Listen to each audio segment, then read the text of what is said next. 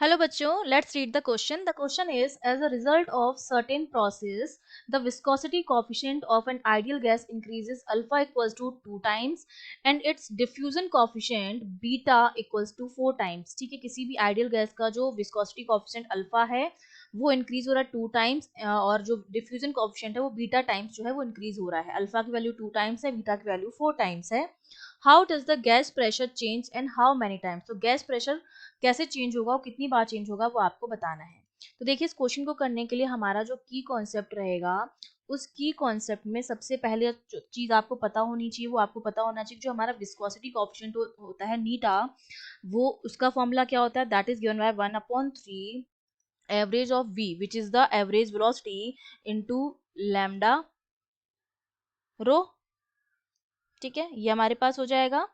और इसी तरह हमारा जो डिफ्यूजन कोएफिशिएंट होता है that is given by 1/3 v into lambda. ठीक है, तो ये हमारे दोनों क्या हो गए, फॉर्मूले हो गए विस्कोसिटी कोएफिशिएंट का और डिफ्यूजन कोएफिशिएंट का. इन्हीं दोनों फॉर्मूले का यूज करेंगे हम इस क्वेश्चन को सॉल्व करने के लिए. अगर वन नीटा के फॉर्मूले को मैं और इसको डिस्क्राइब करना चाहूँ तो 1/√3 into average velocity into lambda. तो लैम्डा की जगह मैं क्या लिख सकती हूँ, लैम्डा हमारा हो जाएगा 1/√2 पाई डी स्क्वायर और रो की जगह हम लिख सकते हैं एम अल्फा इंटू टी की पावर हाफ, मतलब √t लिख सकते हैं. तो ये मेरा इक्वेशन 1 हो गया. तो यहाँ से आपको एक चीज तो पता चल रही है कि जो मेरा नीटा है वो अल्फा टाइम्स, ये जो नीटा है यहाँ पर ये अल्फा है. ठीक है, ये अल्फा लिखा हुआ है. तो नीटा जो है वो अल्फा टाइम जो है वो चेंज हो रहा है. ये बात मुझे पता चल गई है. इसका मतलब मेरा जो टी होगा वो मेरा किस टाइम से चेंज होगा, वो मेरा अल्फा स्क्वायर टाइम्स चेंज होगा. इस इक्वेशन से मुझे ये कंक्लूजन मिल गया कि अगर मेरा नीटा अल्फा टाइम चेंज हो रहा है तो टी की पावर रूट है. तो मतलब टी जो है वो इनवर्सली प्रोपोर्शनल, ये टी जो होगा वो किस तरह से चेंज होगा, हमारा अल्फा स्क्वायर टाइम्स चेंज हो जाएगा. ये मेरे को इक्वेशन 1 से पता चल गया. सिमिलरली अगर मैं डिफ्यूजन वाली इक्वेशन को और अच्छे से लिखूं तो ये हो जाएगा d equals to 1/3 average velocity into lambda हमारे पास हो जाएगा. ठीक है, तो इसकी जो हम फॉर्मूला लिखेंगे वो हमारा क्या हो जाएगा, ये हमारा हो जाएगा √8 kT अपॉन पाई, सॉरी, ये हमने √v की वैल्यू लिखी, जो एवरेज वेलोसिटी है उसकी वैल्यू हमने लिखी है. तो ये तो हमारा हट जाएगा.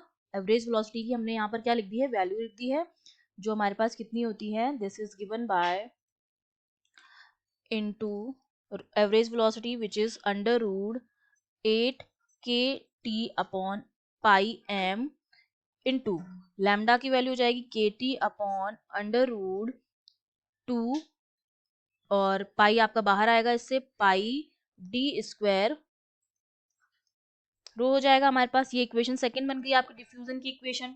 तो देखो, इक्वेशन 1 से हमें ये समझ आ रहा था कि हमारा नीटा जो है वो अल्फा टाइम चेंज हो रहा है, और इससे हमें ये पता चल गया कि अगर मेरा नीटा अल्फा टाइम चेंज हो रहा है तो मेरा जो टी होगा वो अल्फा स्क्वायर टाइम चेंज होगा. सिमिलरली डी वाले से मुझे ये पता चल गया कि अगर मेरा डी जो है वो अगर मेरा बीटा टाइम चेंज होगा तो मेरा जो टी की पावर 3/2 अपॉन पी जो है वो मेरा बीटा टाइम चेंज होगा. ठीक है, क्योंकि d जो है वो किसके प्रोपोर्शनल है, t की पावर 3/2 अपॉन p के प्रोपोर्शनल है. एक तो t हमारा ये है, t की पावर 1 एक ये है, और एक t की पावर हाफ ये है. तो 1 पावर 1 प्लस पावर हाफ कितना, t की पावर 3/2 हो गया, और नीचे आपका क्या आ रहा है, p आ रहा है. ठीक है, तो यहाँ से ये मुझे पता चल गया कि अगर मेरा डी, जैसा क्वेश्चन में दे रखा है जो डिफ्यूजन कोएफिशिएंट हो अगर बीटा टाइम चेंज हो रहा है तो उससे मैं ये बता सकती हूँ कि मेरा जो टी की पावर 3/2 अपॉन पी है वो भी बीटा टाइम चेंज हो रहा होगा.